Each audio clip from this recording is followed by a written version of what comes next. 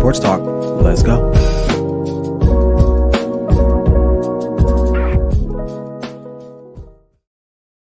Good evening, one and all. It's me, your boy Ryan Flowers, aka Clutch Sports Talk, in the house. It's Monday, so you know what that means. Another edition of Clutch Sports Talk live. As usual, on a Monday, we got lots to talk about, man. It's jam-packed from door to door. NFL reigns supreme, but we will talk about some NBA. We got to talk about Dallas Cowboys and Dak Prescott, his performance last night. A stupendous display of passing. They throttle the Washington Redskins. So you know I'm excited about that, as you can see.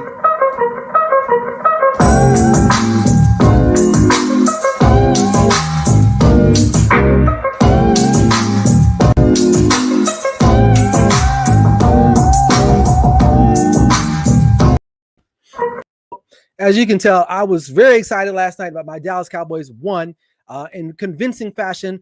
Kind of put the league on notice again because a lot of people had been, talking about them, some rumblings. Also, the Buffalo Bills are back in business as well. They defeat the New England Patriots on the road to let them know, like, hey, we were in a slump a little bit, but now we're back. Josh Allen, all the credit to him. I got to talk about that game. Also, the AFC NFC playoff picture.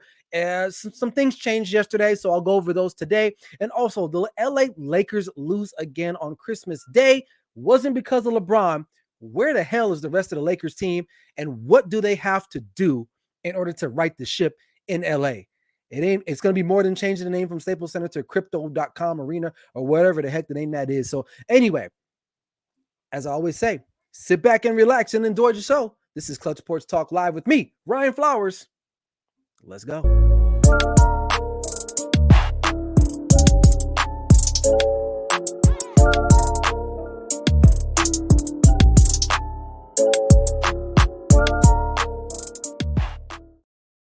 All right, welcome back in, everyone. Hope your Christmas and holiday was special. Hope you guys were able to spend it with loved ones and family, whoever. Hopefully it was legit. Mine was legit, low key as usual, but that's how I like it. So, hey, welcome in, everyone. If you're watching on Instagram, I got the camera up going on there. And if you're in YouTube, man, make sure you drop a comment. Let me know what's going on. I appreciate everyone that's in the room or in the house tonight watching. I appreciate you as usual. So let's get straight into business.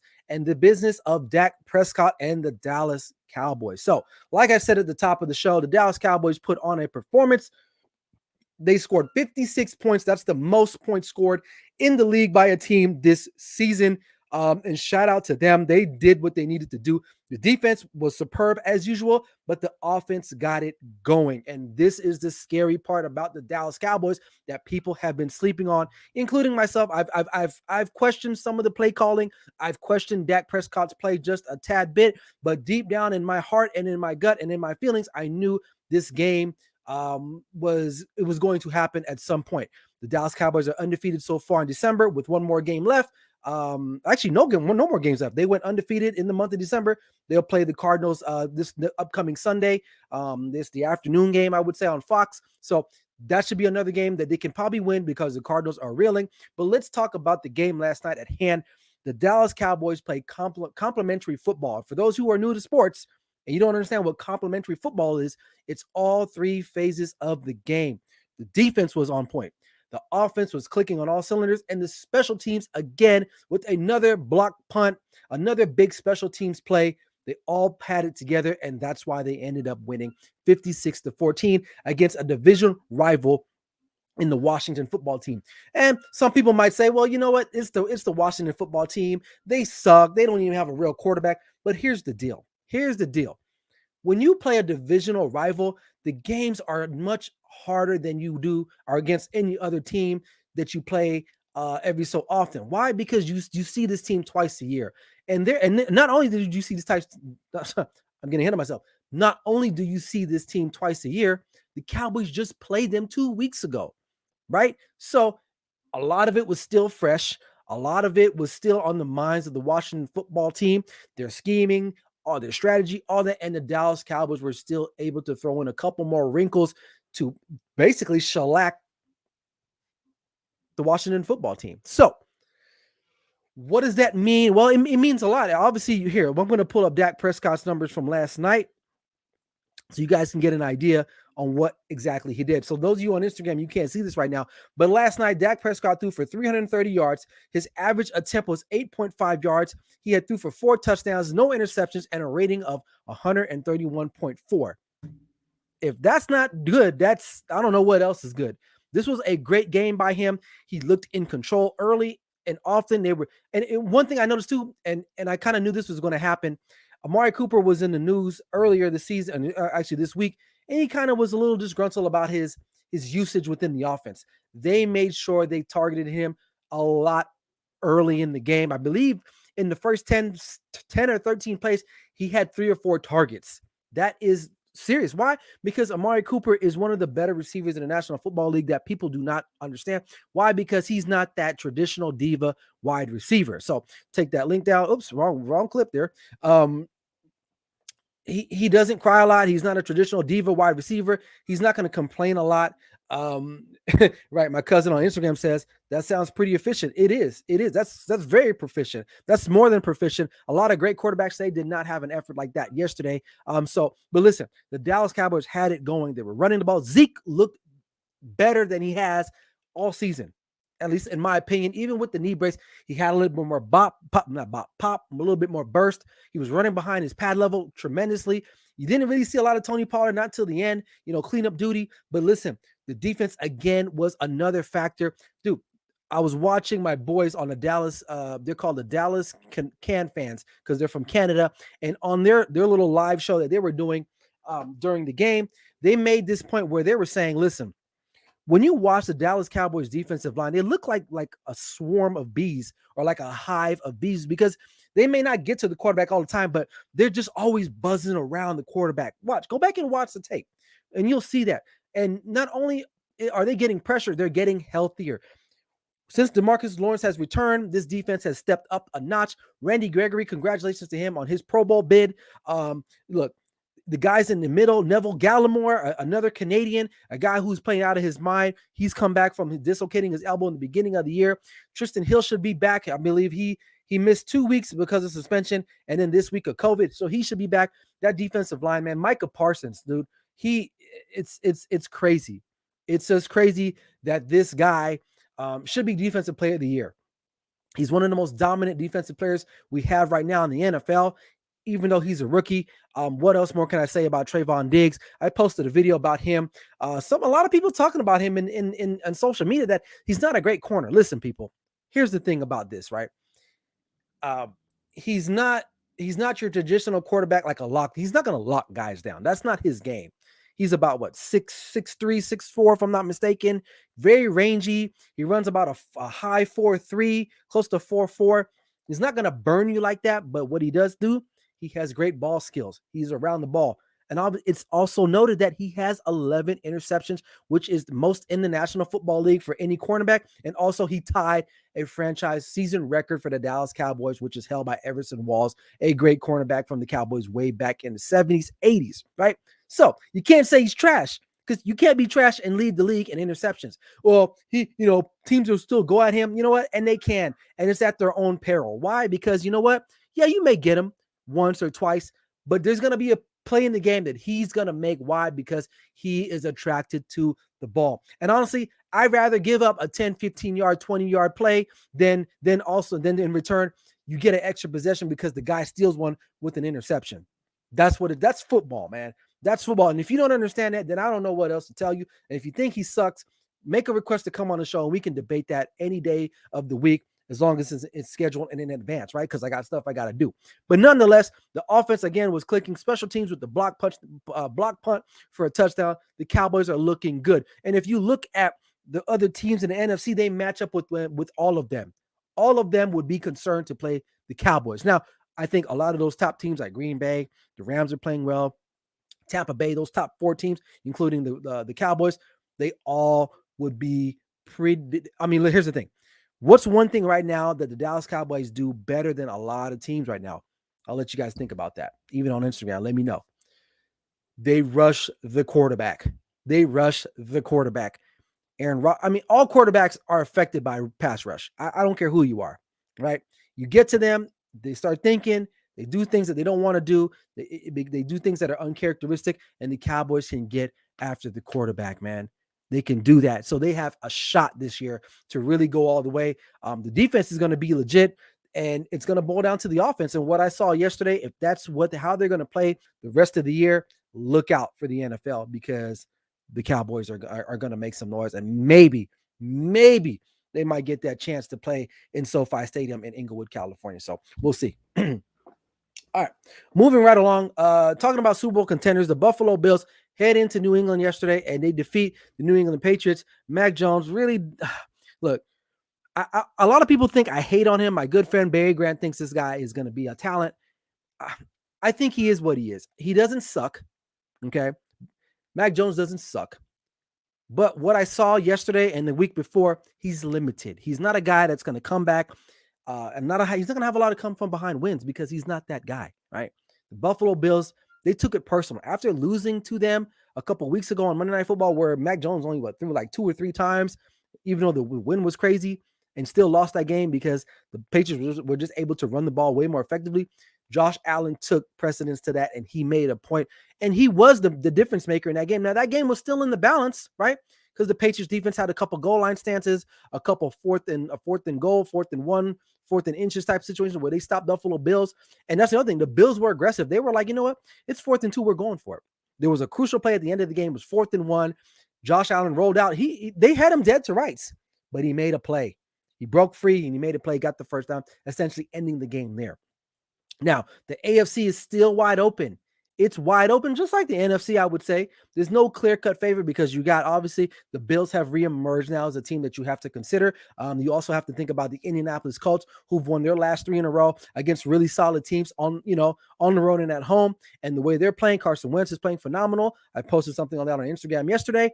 Jonathan Taylor, best running back in the National Football League right now, hands down. Also an MVP candidate. So, but back to the Buffalo Bills and Patriots. The Patriots can still make some noise, but they're going to have to really weigh heavily on the defense to make plays. Why? Because Mac Jones is not the type of quarterback to go and make a play. And don't let the Patriots get down. They're not built to play from behind. And we've seen that the last 2 weeks of the season. You get up on them, it's an uphill battle. They don't quit. Bill Belichick teams do not quit. You seldomly see them get blown out. Even last year, when they weren't even a thought, right? They weren't getting blown out. They were in these games. Why? Because they play tough, they play hard, and they're well coached. So you get these games where they're going to get blown out. Mac Jones is still a good quarterback. He's having, out of all the rookies, he's having the better season out of all of them, right? He's winning. He's not sucking all the way, right? Obviously, he's not the most talented one out of all of those guys that were drafted in this past draft, but he's having the most success. Why? Because he fits what they do in New England, right? They got to run the football, and if they don't run the football, they're pretty much shot, and they can't come from behind. It's hard for them to play from behind. And shout out to the Buffalo Bills, because I've written them off. Now I still feel a little trepid about their chances, because again, they ran the ball really well yesterday. Can they do that consistently and not do it with Josh Allen? That's the only problem. Stephon Diggs had a good game as well. But again, you run into an Indianapolis Colts team, a team like that, another good defensive team, a team that can score points with them. Because let's just be real. They won the game. I'm not taking away from them. But if the Patriots had any type of positive inclination on offense yesterday, they probably still pull out that game, because they had chances to do so. Mac Jones just couldn't get it done. And it wasn't all on him, but when you play the quarterback and you've been getting all the love the last couple of weeks because you've been winning games, they dropped their last 2. They had won like 7 straight after losing to the Cowboys a couple, months ago in October. He was getting all the love. Well, guess what? When you play that position at quarterback, you got to get the hate too when you play that position. So, do I think the Bills are the number 1 clear favorite? No, I think it's still wide open. I still think that it's like I said, it's wide open. It's wide open. And we're going to talk about this here shortly here. The playoff picture. Who can contend with who? Matter of fact, let's go straight into that. So, some things changed yesterday. For those of you on Instagram, you can't see this, but I'll read it out to you. So, here the biggest changes were really the Bengals moved up, the Bills moved up, the Chargers got bumped out. And the Ravens were back in the hunt. So right now, like I said yesterday, going into yesterday, the Chiefs are still number one team. Their offense is clicking again, and that's scary. But we still see there's a possibility if you do slow them down just a little bit, you still can beat them. Now, what they did to the Steelers yesterday, a team that has a good defense, you got to give them credit. So they're number one. They're number one. Tennessee Titans still hanging in there. A.J. Brown brought back into the lineup on Thursday. You saw the difference that he makes in that offense. Ryan Tannehill, they were able to pull out that game against the Niners. The Bengals are now, I believe, the top team in the AFC North. And they can pull it off with the Steelers losing, the Browns, they lost again. This is the Bengals division to lose, right? Buffalo Bills, they moved up, big win over the Patriots. Honestly, that win right there might have decided the AFC East. We'll see here. We got 2 more weeks of games left, so we'll see what happens there. Both of those teams split. Indianapolis Colts, they could be steadily rising. Now, I don't think they'll catch the Tennessee Titans just because the Titans beat them twice. The Titans would have to lose the next 2 games. And still then, I don't even think it would be enough. The Colts are probably locked in at that 5th. They can maybe get in the 4th. I don't know. They would need some help from the Bengals and the Bears. The Bengals and the Bengals and the Bills. The Patriots, again, they're sliding a little bit. They lost their last 2. But Bill Belichick will rally the troops. They'll be ready to go playoff time. It's will Mac Jones do what he needs to do in order to make them viable and a Super Bowl contender, which I think they can be a Super Bowl contender because their defense is a Super Bowl caliber type of defense, right? And then the Baltimore Ravens, they're reeling, man. Like, they got blown out by the Bengals. Luckily, the Chargers do Charger things. They lose to the Texans. They're back out of there on the outside looking in now.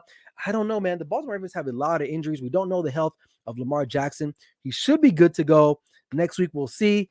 They're fighting, man. They're fighting. I don't know how viable they will be. And then you look at in the hunt, you like in the Chargers, the Browns. You can pretty much stick a fort in the Browns, man. I think the Browns are done. I think the Browns are done. We got a comment already. Nope, it's not really a comment. We don't know what is this. Some bot. Anyway, where was that? Yeah, so I just don't know, man. I think the Browns are done. Steelers are done. Raiders, nice win against the Broncos, but realistically, I just don't see them making that 7th seed. The Dolphins may have a chance. They're what I think they won their last 6 in a row. And they got a big game tonight against the Saints on Monday Night Football. Maybe they can answer that and get back in the hunt here. What's up? My boy Bryson Carver, he's joining the show. He says, Mac Jones will hold them back from even winning a playoff game. He's officially been exposed. 3. Yep, exactly. And I wish our boy Barry Grant was in the room because he loves Mac Jones. He thinks he's a talent. I'm not saying he sucks all the way, but he's not that dynamic. And I think that's what you need at that quarterback position. You saw that last night with Dak. You see that in a lot of these other great quarterbacks. They are dynamic. Hell, in that one game yesterday, Josh Allen and Mac Jones, who are you taking if you're a GM right now? You're going to take Josh Allen. Why? He's more dynamic than Mac Jones. Simple as that. Simple as that. Okay? Because at the end of the day, man, Mac Jones may be a great leader, whatever intangibles, but what does he do elite? He doesn't do anything elite. Nothing. At least in my estimation.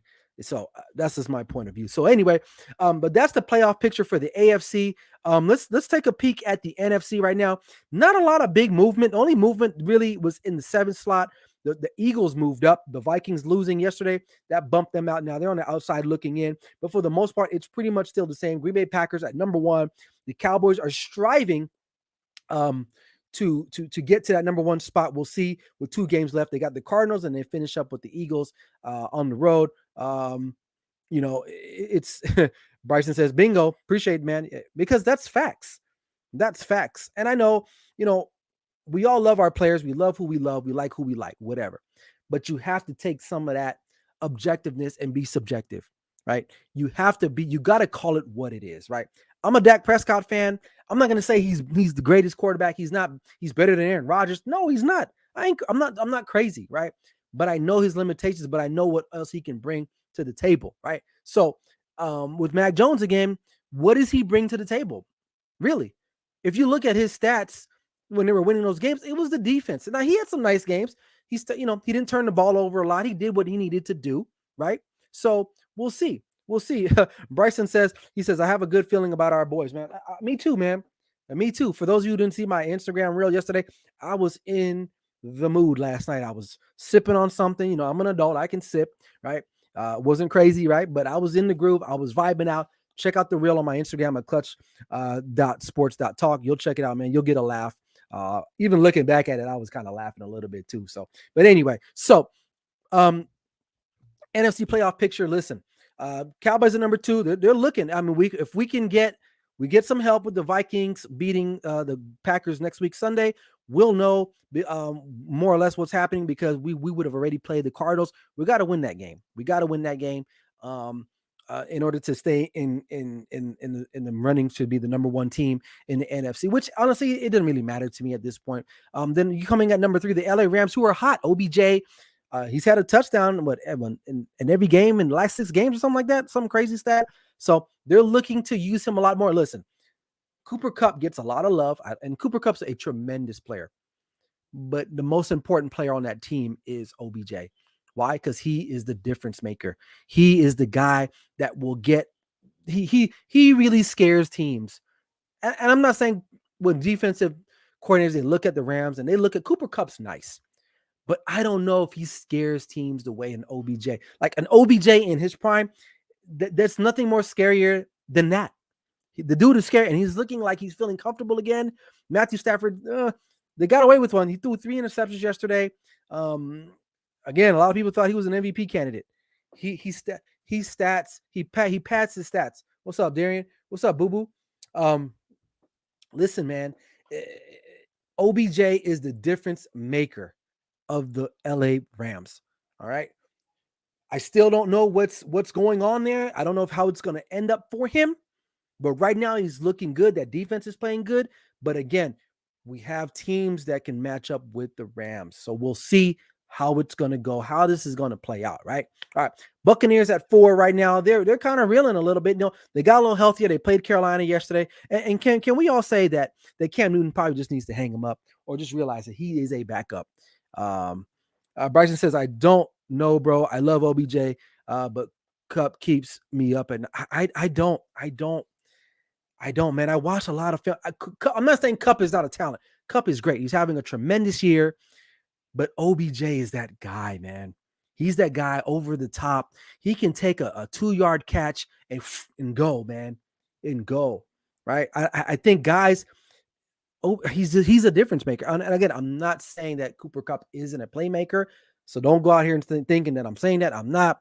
But for me, that's the reason why you go get an OBJ, because Cooper Kupp's been with the Rams a while, right? He's had good seasons before. Obviously, he's having one of his better seasons. I believe he's leading the league in receiving yards, something like that. But that's fine. To me, his year is reminding me of Stefon Diggs' year last year. And Stefon Diggs pretty much led in most of the wide receiver statistical categories. But at the end of the day, it just wasn't enough, because why? He's not that much of a difference maker. You can still game plan around him. You can slow him down. But OBJ, if he's feeling it, he's in his bag. It's hard to stop a guy like that. And they may have found something in LA with OBJ. So we'll just have to wait and see. Bucks at 4, Cardinals sliding at 5. Look, they may lose 3, because the Cowboys, I think they're going to put their foot on the gas. And the Cardinals, to me, they have lost their big play ability. If you follow me, if you watch my show, what do I always say about football, man? You have to make big plays of 20 yards or more to win football games. Dinking and dunking, it's cute. It'll pad the statistical stats, the throwing percentage, but it's not enough to win games, because you're going to have to stretch the field. Defenses in the National Football, they're okay with, you know what? We're going to keep everything in front. We're going to make you go 80, 90 yards. You're going to eat up the clock. And there's a good chance, guess what? You may get a holding. You may get a false start. You may get some type of miscue. We're okay with that. We are definitely okay with that. So you have to be able to move the ball in chunks. And that was the problem with the Cowboys offense. You know, up until last night, they were not moving the ball in chunks. And when they did get in the red zone, they weren't scoring touchdowns. And right now, the Cardinals are not moving the ball in chunks. The Cardinals have the similar problem with the Seattle Seahawks right now. And is that they rely way too much on Kyler Murray, and that might wear him down like Russell Wilson is wearing down in Seattle. So it's going to be interesting to see what happens with them, because no D-Hop right now. We don't know what his timetable is. Will he be back? James Conner missed the other night. Will he be enough? Can Kyler Murray shoulder the load? Can he do that? I don't know, man. And trust me, the Dallas Cowboys remember what the Cardinals did to them last year on Monday Night Football. They got this game marked. And I'm pretty sure that defensive line is going to be flying around little Kyler Murray, because also Kyler Murray added some fuel to the fire. I believe this offseason, he said, I wasn't a Cowboys fan going up because they sucked. And that's blasphemy. Why? The kid grew up in Allen, Texas, not that far from Dallas, Fort Worth, or Arlington, where the Cowboys played today. And he said they sucked. Honestly, if you're a Texan, you live in Texas. I'm not even from Texas. I lived there for a minute, but that's blasphemous. You cannot say Dallas, even if they do suck. You can't say that. You can't say that being from Texas. I know that sounds silly, but it is what it is. That's total blasphemy. But he's a young punk. He's a young guy. He's going to have to get knocked down on Sunday. And I like Kyler Murray. I think he's a great quarterback. But listen, that defensive line is coming for you. And what you say in the media will come out in the light, man. And these guys remember that type of stuff, right? Catching up on some comments. Bryson, he said, I don't know, bro. Oh, no, we got that one already. He said Kyler was talking all types of, yeah, he was. He was talking like he's not even from the area. Like, bro, you're from the area. You played all your state championship games in the house of Jerry, right? You know, fun fact, he's 46-0 as a high school starter. That's crazy, man. 46-0 as a high school starter in high school. That's kind of redundant. As a quarterback, a starting quarterback in high school. So come on, man. Come on, Kyler Murray. Even if you felt that way, you don't say that. But he was thinking when he made these comments, oh, you know, we're on the up and up. We got D-Hop. We got J.J. Watt. You know, we're cool. You know, the Cowboys, they suck. And we blew them out on Monday Night Football. Well, I'm telling you, man, sometimes revenge is a dish best served cold. And hopefully the Cowboys can serve that dish up right into his face and pummel the Cardinals on Sunday. So I'm hoping for that, right? All right. Let's see. The Niners, you know, they dropped that game to the Titans. The game they probably should have won. Some miscues. Jimmy G towards the stretch there, threw that interception that kind of got the juices going for Tennessee. It's not all on him, but they're still in contention. They're still in contention. And the Eagles, for what it's worth, man, I did not think the Eagles would be in the position that they are now. They could actually make the playoffs. I was not a big fan of Nick Sirianni. I don't like those coaches that come on here and they do these goofy things. Not in the NFL, man. Like that's not hell, not even anywhere, right? But somehow, some way, he's got them in contention in the 7th spot right now, to potentially face the Cowboys again in the first round in the wild card division or wild card round of the playoffs. So we'll have to wait and see. Some teams have already been scratched out. Seahawks are eliminated. I know the Giants are eliminated. The Falcons are eliminated. Carolina, oddly enough, is still, I think, in the mix a little bit. Washington as well, but it's very slim. Very, very slim on those teams making it. Saints have a big one tonight. Ian Book will get the start. Rookie quarterback out of Notre Dame. Most winning quarterback in Notre Dame history. Oddly enough, that's weird, considering all the guys that played out there. The Vikings have a big one Sunday night against the Packers. They beat the Packers earlier this year, but this game will be in Lambeau, if I'm not mistaken. So we don't know. But so a lot of teams still in the hunt, but for the most part, the top 4 teams are pretty solidified. And that's the playoff matchup. That's where we're at with that. So take it how you want it, man. It is what it is. But these next 2 weeks are going to be fun to watch. So if you want to get caught up, make sure you watch my NFL Sunday morning show on Sundays, obviously at 9 a.m. Pacific Standard Time. And I get it popping before the game start, man. You don't want to miss out. I'm not going to talk about my picks because my picks sucked. I went 1-3. So anyway, I just need to give up on the picks. I just need to give up, or I need some help. So, but anyway, all right. Transitioning from NFL to NBA, the Lakers have dropped their last 5. Now I've been chomping at the bit to talk about this all day, so I saved it for last. So they lose to the Nets, who were Kevin Durant-less. Let's just be real. I'm gonna keep it real. LeBron has been doing everything that he can. I think in the last 5 or 6 games, he's averaging like 32 points a game. He's doing everything humanly possible. He's not getting help. Obviously, AD's out because that's what AD does now. He's in street clothes. Russell Westbrook doing Russell Westbrook things, turning the ball over, playing too fast, playing erratic, God knows what. They're not playing defense, and at the end of the day, they just do not have enough. They just don't have enough.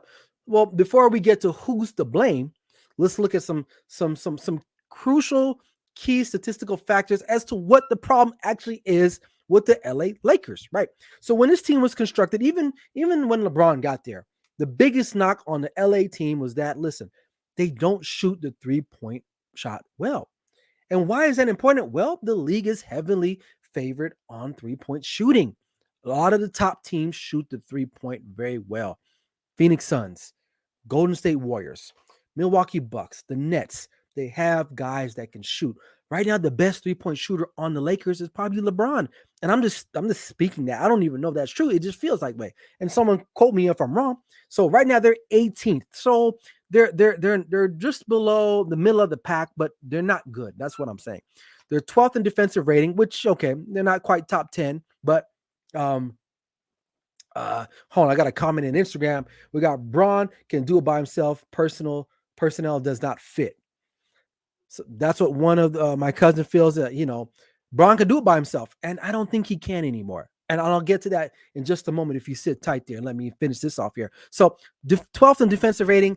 This is a team that won the bubble championship off of defense, not necessarily offense. Frank Vogel's a defensive coach. Those guys were clicking on all cylinders in the bubble, one of the top defensive teams in the bubble season then. Now, not so much. They're 28th in turnovers. Well, that's because of Russell Westbrook.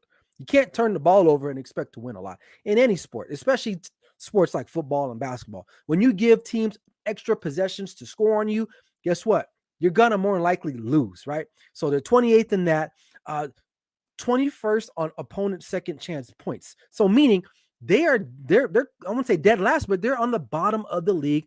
Teams have an ability to get second chance rebounds, second chances off of steals, anything to score on the Lakers. And these are just four stats that I picked up. There were other stuff that I saw that I was like, dude, this is terrible, right? This is terrible. You put this all together, and this is not a recipe of a good team. So I'll leave that stat up here just a couple more seconds here. Take a look at that. All right, it's gone. So let's look at the personnel, because my cousin Usher Allen on Instagram, he said the personnel does not fit, right? Which, okay. And I had this debate with my good friend Barry Grant, and I wish he was on here right now so we can kind of go back and forth a little bit. But here's the thing. Let's talk about Russell Westbrook, because all I hear is, oh, they got to trade Russell Westbrook and it'll be good. It'll be all good. Will it? I don't know. I think there's a systemic problem with the Laker organization in the last couple of years. And that problem is that partly it has to do with LeBron, right? Rightfully so. He's one of the greatest players to ever play. You're going to take heed to what he says. Rob Pelinka, first-time GM. He ain't been around a lot. He won a championship. I get that. But really, I think he's very influenced by what LeBron has to say. So LeBron is saying, go get Westbrook. All right, we're going to go get him. Go get Miller. All right, I'm going to get him. Go get this guy. Go get this guy. These are all guys that are out of their prime, man. And let's just get back to Westbrook. And I'll get back to the systemic problem, right? Because here's the thing. We all knew what Russell Westbrook is and was, okay? He's a dynamic scorer. He's a triple-double machine. None of that really equates to team success, because it doesn't, right? A triple-double is an individual accolade, right? Okay, you knew that. You knew that going into the situation. So why would you get a guy that's like that to play with LeBron? Obviously, LeBron needs the ball more often than not. 95% of the time, he needs the ball coming down, right? But not with Russell Westbrook. Now, I can see they brought him in because he can score, right? And there's going to be times where LeBron is going to be hurt, or if he gets, or he just needs a blow, right? And you bring him in because he's going to score. So you move him on. I still don't think that solves the problem, because there's a deeper rooted issue. And here a comment here from Carving It Up Podcast. He said, I think trading Russ would be beneficial, but it won't fix all the problems. Still old, still bad defensively, and they still play with little pace. Exactly. And Russell Westbrook is the only guy that plays with pace. So there's a bigger problem. And I hate to say this, LeBron is part of the problem. As great as he is, and I'm not knocking how great he is, because LeBron is one of the best players of all time. Top 3, top 5, whatever. That's another discussion for another day. But this is what he does when he comes to your team. He comes in, it's like he demos your house, and then he starts putting up stuff, and some of the stuff doesn't actually fit. He puts a load-bearing wall where you don't need a load-bearing wall. He puts the socket over here when you don't really need an outlet there. And for the first couple months, it looks good, right? But then things start to fall apart. And towards the end of every team that he leaves a team left in desperation. Look at all the teams that he's left after he's brought in his guys, after he's been the de facto GM, right? Look at all those teams and look how bad they were. No, Miami Heat, for the most part, they hung in there because Eric Spoelstra is a good coach, right? But you look at what happened to the Cavs, right? Look what happened to both the times, right? And look at what's happening to the Lakers right now. They have no trade value. They have no. I mean, yeah, you can trade Russell Westbrook, okay, but what are you going to get for him? Nobody wants this guy. The Washington Wizards were like, yeah, we'll get him off our books. We'll get younger. We may not win a championship right now. Look, the Lakers are very fortunate. Hi, Julian. They're very fortunate that they won that championship. Now, some people say, you know what, a championship is a championship. They won it in the bubble. They didn't win it, but whatever, right? Me personally, I still put an asterisk by it. And I am from LA. I'm a Laker fan. I'm a Laker fan, man. Look, this is how much of a Laker fan I am. I have a bottle of water from 2010 that I've collected. I'm a Laker fan. This water has not been cracked open, right? All right. Since 2000, it's never been open.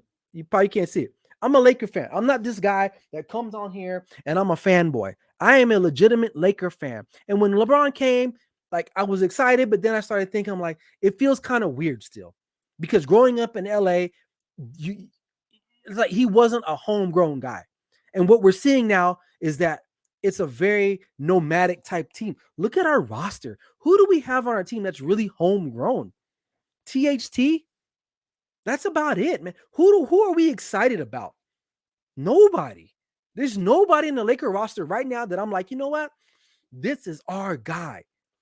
Because at the end of the day, we know LeBron is about LeBron, which is fine. I'm okay with that. I'm definitely okay with that. And he's a great player. I'm not disputing that. But this is the effect of LeBron. It's the LeBron effect. And when he's done playing, we don't know. I know he's holding out for his son, but it's gonna get worse and worse. Because guess what? They're gonna remantle this team. They're gonna dismantle this team and patch it up with older guys. Because LeBron does not play with young players. Let's think about the Lakers roster, the guys that they have gotten rid of since LeBron has been there. Right?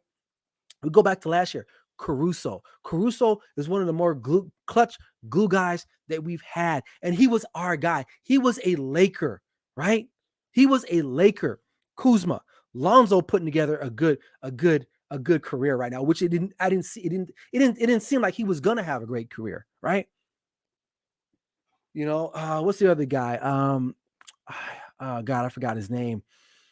Man, I'm having a blank. But my point is that there's been a lot of guys, man. I mean, here's another comment. LeBron deserves some of the blame. He does.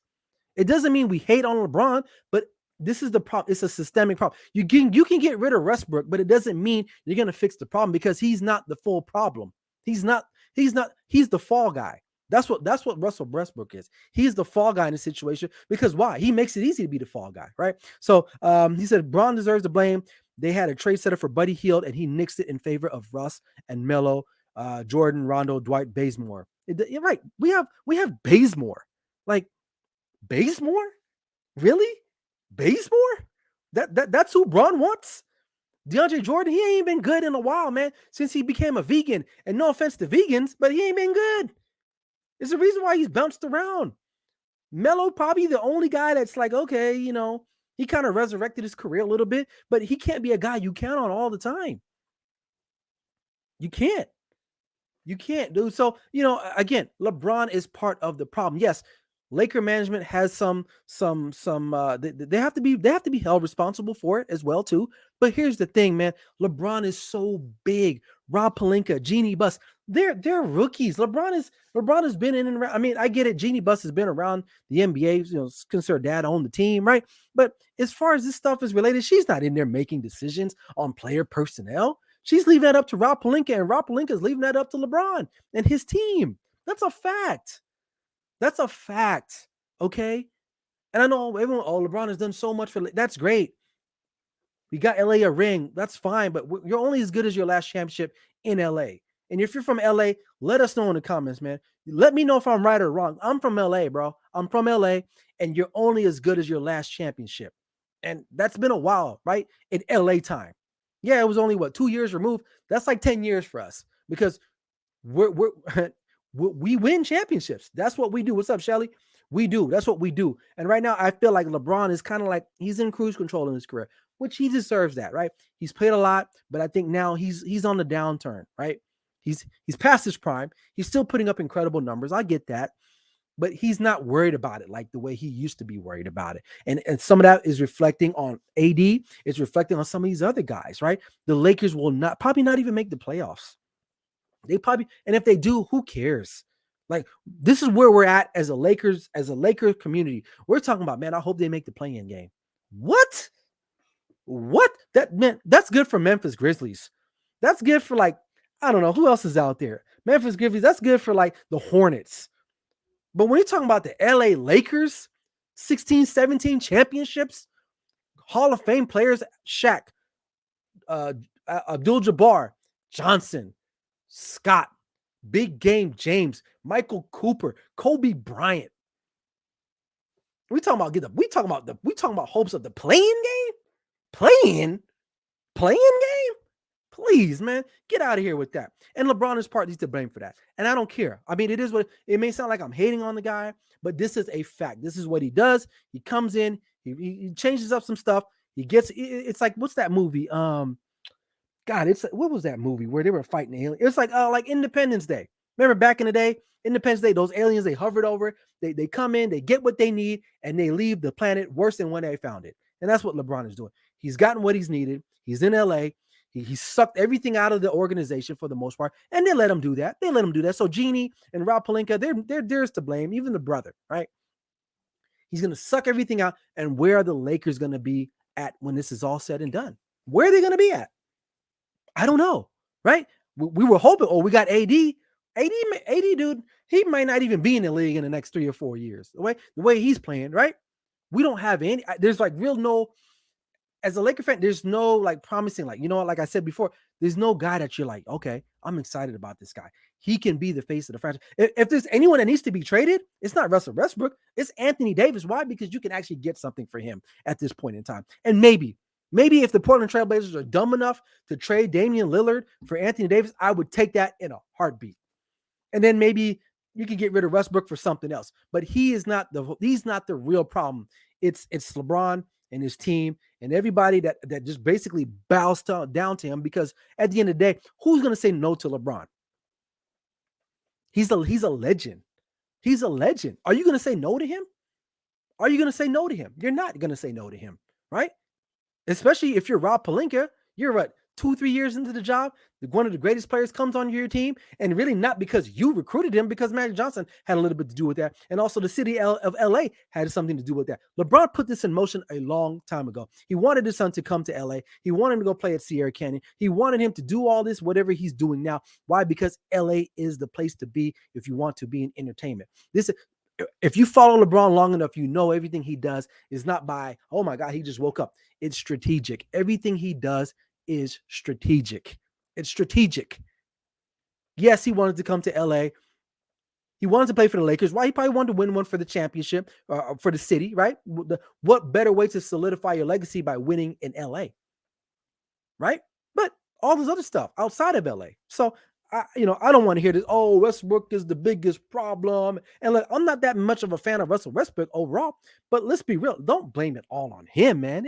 It's really not all on him, It's really not. So he's the fall guy. He's the guy that you're going to blame because it's quick and easy. But the crux of it all is LeBron and his people. And I'm not saying they're bad guys, because they're not bad guys, but they have caused this systemic problem in the Lakers organization. And when LeBron hangs them up, where would the Lakers be? We have no trade assets. We have nothing. Hell, the name of our arena is corny now. We can't even say we got Staples Center, right? When you say Staples Center, that was like, wow, the Staples Center. Now it's like crypto.com arena. What are we, a college team now? Arena? We're the LA Lakers, bro. Get out of here with that. So yes, Yeah, Bryson. Yeah, I'm fired up about this because I'm just sick of this, man. I'm from LA, man. I grew up in LA. I'm born and raised in LA. I'm LA all day. And people talking about stuff they didn't like. It's just crazy to me. They're just spewing out. And people come up with numbers and facts, and that's great, man. Like my boy Colin Cowherd always says, man, sometimes you can look in analytics, but sometimes you got to break down the manalytics. And the manalytics is that LeBron is part of the problem. LeBron is the biggest catch 22 in sports. Period. He's the biggest catch 22. He's the reason why you win, and he'll be the reason why you lose. Simple as that. And as far as this team is concerned, and I'm full circle background, this team, it's they're not good. They're not a good team. I'm watching these other teams, man. They got great ball movement. They play team ball. They play defense. And there's guys that I never even heard of. And then Lakers come up the court, isolation, bad shot. Get back on defense. No one plays defense. That's what the Lakers are. And Frank Vogel, he won that championship. But do we think Frank Vogel's an excellent coach? No, we don't think he's an excellent coach. He won a championship. Why? Because LeBron got him a championship. Okay. So that's where we're at, and that's it. I don't know what else to say about it, right? The name of the arena is crypto.com arena or whatever. I think, is that right? Am I right about that? Crypto.com. Stupid name. But hey, money talks. Money talks. So I'm just old fashioned when it comes to the city of LA. That's my city. That's where I grew up at. I don't live there because it's too damn expensive. Excuse my French, but that's where I'm from, man. So anyway, my boy Bryson, he says, yep, keep it. Hey, I got to keep it real, man. I got to keep it real in the field, like Evander Holyfield. All right. So, I need a drink. I need a drink of water, man, because dude, if I hear one more person talk about Russell Westbrook needs to be does he need to be? Maybe so, right? He'll be the fall guy, but it's not all on him, man. And what sucks is because he's from LA and he should be the one that should be there, but he's out of there, right? All right. Before I get out of here, man, I got to do my clutch, not so much segment. For those of you on Instagram, you don't see this, but starting out, Dak Prescott clutch, man. 330 yards, 4 touchdowns, no interceptions. Clutch, especially when everyone had been doubting him. This guy gets so much criticism, even from his own fans, man. This is what I hate, or it really chaps my butt about our Cowboys fan base. They're so up and down. This guy has done a lot for this organization. You got to think about it. It's one of the hardest teams to play for in professional sports. By far. It's like playing shortstop for the Yankees. You get a lot of criticism, right? What's up? What's up, Teams of More? You get a lot of criticism. So, yes, he may not be flashy like these other quarterbacks, but the guy is steady, man. Is he elite? Some things he can be. He got to be more consistent. But the guy came up big last night. And like he said in his post-game report meeting with Michelle Tafoya last night, he's like, listen, because she asked him, like, what do you feel about people talking down about you? And he's like, listen, man, I don't care. Like, I can't let other people's opinions fill my head.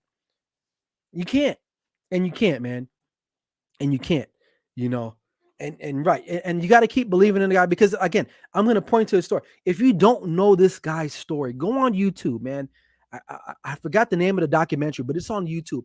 And it goes into detail about his life, about his upbringing. And that's when I became a fan. Because I ain't going to front, man. When he got drafted, I was like, Dak Prescott, he's a black Tim Tebow. That's exactly what I said.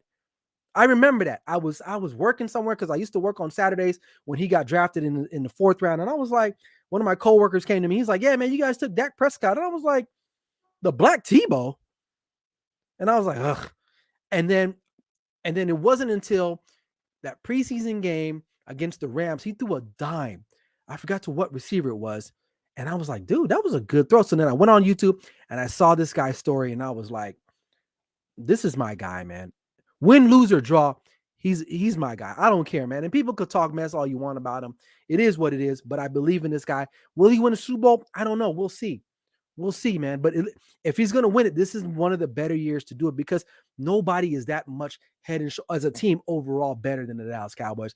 And he'll be part of the reasons why if they're able to get there, he'll be one of the reasons why they get there in that defense. So shout out to Dak Prescott. He came in clutch this week, man. I appreciate him.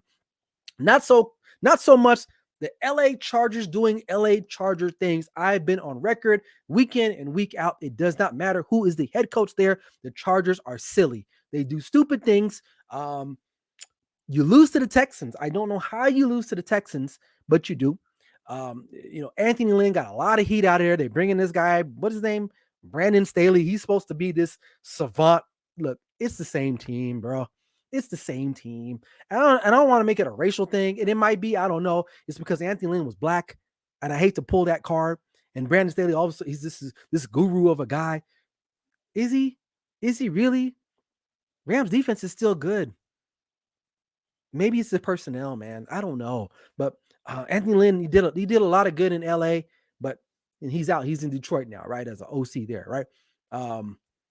The Chargers are just they're just a mess. They're just still a mess, and they're gonna waste. Look, there's a lot of teams in sports history that waste a lot of talent. The Chargers are up there. Phillip Rivers, I think he's a Hall of Famer, wasted his talent. LT, LaDainian Tomlinson, wasted his ability. They had a bunch of guys, man. They had a bunch of guys. Yeah. Carv. Yeah. That was the dime to Dez. Yes. It was the dime to Dez. But the Chargers, dude, they just keep doing it. I don't care, man. You could put Bill Belichick there. I think they're just cursed. And then on top of that, you move to LA where the Rams are at. Like, go somewhere else, man. Stay in San Diego. No, it's like what Draymond Green said to Paul Pierce. They're like, LA ain't got no love for you like that, bro. They thinking they can move to LA and move to SoFi Stadium. Hey, people in LA don't got no love for the Chargers like that. They don't. And they're just, and I feel bad for Justin Herbert because he's freaking amazing, but they're going to waste his talent there too. And as simple as that. I do not take them seriously until they do something that will make me take them seriously. And right now, losing to the Texans when you need to keep winning games down the stretch, honestly, man, you look at this, you should win that game just by showing up, but they don't. So I'm moving on with it. And I'm sorry to the Charger fans and friends that I have there. This is just a fact. All right. Clutch, Josh Allen going in there, doing his thing. 4th and 1 yesterday against against the New England Patriots. He won that game for them. He was running out making just making plays, man. He's just making plays, Teams are more. I'm assuming he's talking about I'm reading the comment on Instagram. I think he's talking about the Chargers. He says it's a clown show. It's like sharing a chick. I want to be the only one hitting it. I think that's about the Chargers. I'm hoping. I don't know. But nonetheless, but yeah, Josh Allen, man, like I ride him a lot too because everyone's been swinging from his nutsack. Like, oh my God, he's so great. Like, he's good, but we are so quick to crown these guys. And then you gotta let them marinate a little bit. You gotta let them see what they're gonna do in a prolonged being, man. You can't just say this guy's great after one game. If not, Dak Prescott is the best quarterback in the National Football League, right? If that's the case, oh, okay. Teams have already cleared up his statement. He said because they're sharing the stadium with the Rams. That makes sense. You do want to be the only one tapping it, right? Okay, quote unquote. Anyway, so shout out to Josh Allen. He was clutch yesterday against the Patriots, and not so much the LA Lakers roster. Anthony Davis, Russell Westbrook, Carmelo Anthony, and the slew of the other guys that are there. They're not chipping in at all. LeBron is doing it all on his own. He can't do this anymore. He's not that guy to pull a team up like that anymore. He's just not. He can average 40 points a game. It don't matter because he's not the guy. He's not that dude anymore. So the Lakers, to me, are a wash. They are a wash, and they'll get talked about. Why? Because they're the LA Lakers. So not so much to them. I don't know who do they got. Who's their next game? I don't even know who they got next, but they'll probably lose that game. I mean, listen, man, they're not. They can't beat the good teams in the league. They just can't. And if they do, it's by fluke. The two best teams are the Phoenix Suns and the Golden State Warriors. Those are the two best teams in the NBA, hands down, right now. And if anybody else says so, I don't know what you've been watching. So, but anyway, that's it. That's all I got, man. Again, this was a very fiery episode of Clutch Sports Talk Live. But I'm still feeling good. The Rocket. Yeah, they got the Rockets. And the Rockets could give look, before I get out of here, the Rockets are a young up and coming team. They got some talent. They got some talent on the Rockets, man. They got some dudes that can jump out the building. I will say that. And Teams More on Instagram says LeBron should join. He should join the Warriors. Why not? At this point, that's what it's all about now. The modern NBA is what it is. Appreciate cousin. You said good job, man. Appreciate you, brother. Hope you're staying safe. And thanks for everyone that was on Instagram, man. Teams More, Rex Reedy, Usher Allen one, Bryson lighting up the comment room here on YouTube, man. Appreciate you guys. But that's it. I'm out of here. I'm going to leave you guys with this because I am still feeling good about the Dallas Cowboys victory.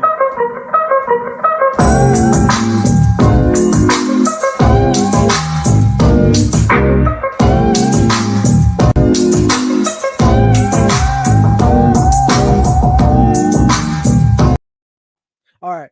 That's all I got. Hope you guys enjoyed it. I appreciate everyone. Hey, be on the lookout. I'm probably going to have a special show this Thursday. It's a year-end review. I'm going to have some of my favorite guys come through the show if they're able to come through. So we're just going to be talking about stuff that happened throughout the year sports-wise. Hope you guys are there to make it. I appreciate you guys. So be on the lookout for that on Thursday. I'm in the works of putting that together, so you don't want to miss out. It should be fire as usual. So that's all I got. This is Clutch Sports Talk Live with me, Ryan Flowers. Never settle till the work is done. Man, let's go.